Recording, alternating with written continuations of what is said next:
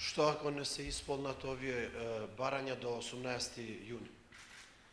Значи, рековме, не излегуваме со услови повторно. Нашите два предуслови се исполнети и преговорачкиот процес може да продолжи. Секако за обезбедување на услови за регуларни, фер, демократски, односно кредибилни избори. Ова се работи за кои што не се преговара.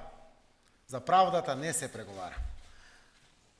Крајно време е да го тргнеме мечот кој што виси над главата на единствената искра надеж за враќање на правдата и правната држава во Македонија, тоа е специјалното јавно обвинителство.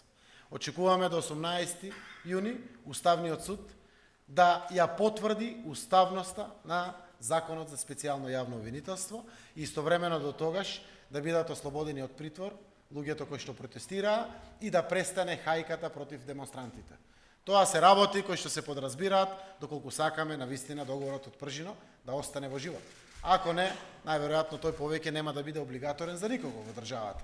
Чуму кога ваквите работи кои што се духот на договорот не се испочитувани. Тоа мора да биде до крај испочитувано и тоа е надвор од преговорачкиот процес. Го испраќаме пред се како одговорна порака до сите чинители во општеството. Овие работи да бидат завршени. Повелете? Кога фери демократски избори? Октомври, март? И второ прашање е дали на преговарачка маса пак активната регистрација на гласачите? Не би сакал да навлезам во деталите, но ќе кажам. За нас условите за регуларни, фер и демократски избори се императивот. Штом ќе бидат исполнети тие услови? Веднаш да одиме на избори. Само брзи избори. Колку што може побрзо се излез од политичката криза во која што се наоѓа Македонија и гаранција за стабилноста на нашата земја. Да напоменам, духот на договорот од Пржино и целта на договорот од Пржино е пол легитимитет на победникот. Тоа е можно само со исполнети услови за изборите. Условите може да бидат исполнети. Сега ќе видиме кој е подготвен да трча на фер, регуларни и демократски избори или кој бега од тие избори. Веќе предуслови нема.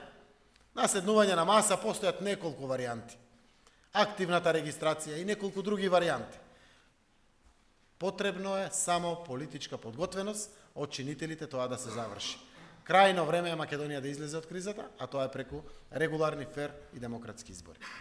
Господине Заев, има ли никаква најава за лидерска средба со оглед на тоа дека исполнето клучното барање целосно повлекување на аболицијата? И второ прашање се каков е ставот на СДСМ во однос на техничката, евентуално идната влада? Се зборува за техничка, експертска, она што функционираше според договорот во Пржино. Каков е вашиот став? Ево вака да појасниме неколку работи. Го знаете ставот на СДСМ и ние останавме принципиелни до крај. Не се работи за никакви суети. Се работи за гардијан, чувари на правото и правната држава во Република Македонија, со која што законот ќе потврдиме дека еднакво може и мора да важи за сите граѓани без разлика дали се политичари или не се политичари во државата. Обстоивме на тоа и не дозволувавме отпочнување на преговорачкиот процес додека ова не се исполни. Сега кога е исполнето, за нас преговорите можете уште денеска да почнат. Ние немаме проблем со оваа работа, сме подготвени, сме креативни, имаме иницијативност, знаеме начини како тоа да се реши и веруваме дека ќе има политичка подготвеност. Власта виде дека излез и за нив и за Македонија се регуларни, фер и демократски избори. Секој одминат ден преку вакви еднострани одлуки само подлабоко ги турка во калта, од која што нема излез и представува само нов срам за нив. Се надевам дека се присвестија и конечно ќе се посветат на процесот кој што договорот од Пржино го дефинира. А тоа е исполнување на условите за да заврши процесот со регуларни, кредибилни, фер и демократски избори. Во делот на владите, не би сакале да дадеме некој посебен коментар. За нас се она што представува организација на влада, која што ќе ги обезбеди исполнувањето на овие услови, ќе ја гарантира пред кампањата и денот на изборите, во нивната практична имплементација и реализација е прифатливо. Се што е во интерес на Република Македонија е прифатливо. Секако, да напоменам, договорот од Пржино предвидува организација на влада за исполнување на условите и одржување на изборите. Ова е токму од взаемно на сите чинители прифатени причини заради споделена одговорност и на власта и опозицијата и меѓусебна гаранција пред граѓаните дека на вистина условите ќе бидат исполнети и изборниот процес ќе биде гарантиран од сите. Повелете други прашања?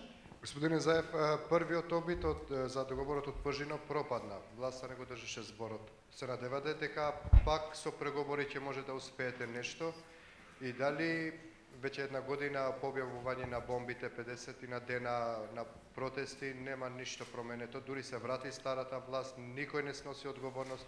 Мислите со боја и мирни протести ќе се симне режимот? До сега во Македонија 58 дена протести по цела земја немало.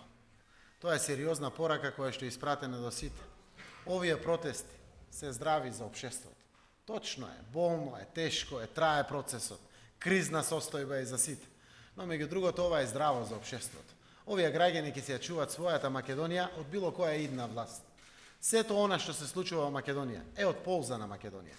Секако, ако сме навистина сите убедени дека насилството не е решение, дека мирниот пат и мирен, ненасилен протест или било кое мирно или ненасилно решение е излез од кризата. Рековме, во моментот во државата ни живеат помалку од 1.600.000 граѓани. Тоа е семејство едно поголемо. Родни ни фаќаме. Не ни треба насилство, не ни треба антагонизам. Мора да обстоиме со многу живци, трпение посветени на процесот кој што ќе доведе до избори, кои што мора да бидат регуларни, фер и демократски. Заев, зборевте за нова влада. Дали ќе биде тоа истиот формат или ќе биде некоја нова техничка влада, нова?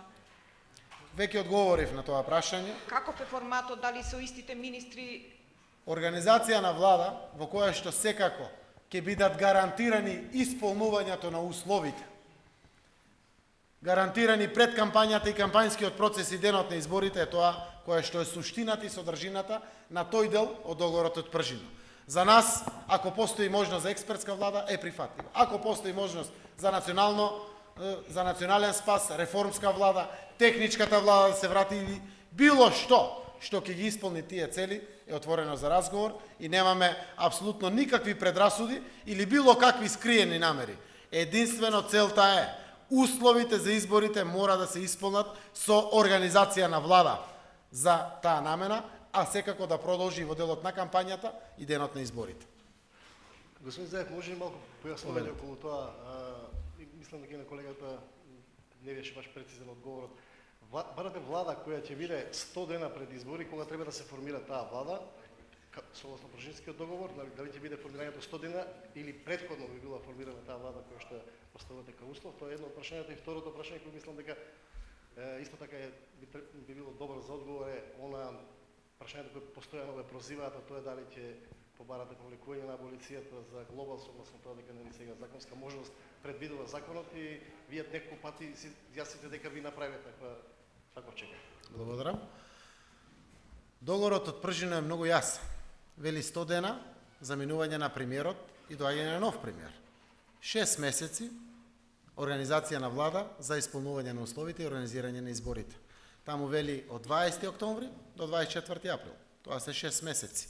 И апсолутно договорот од Пржино. И ние мора да го почитуваме. Случај ако се случи крајот на октомври да има избори, од денеска нема 6 месеци. Но тоа значи од договор веднаш да продолжи организација на влада на некаков формат, за да час поскоро се исполнат самите услови.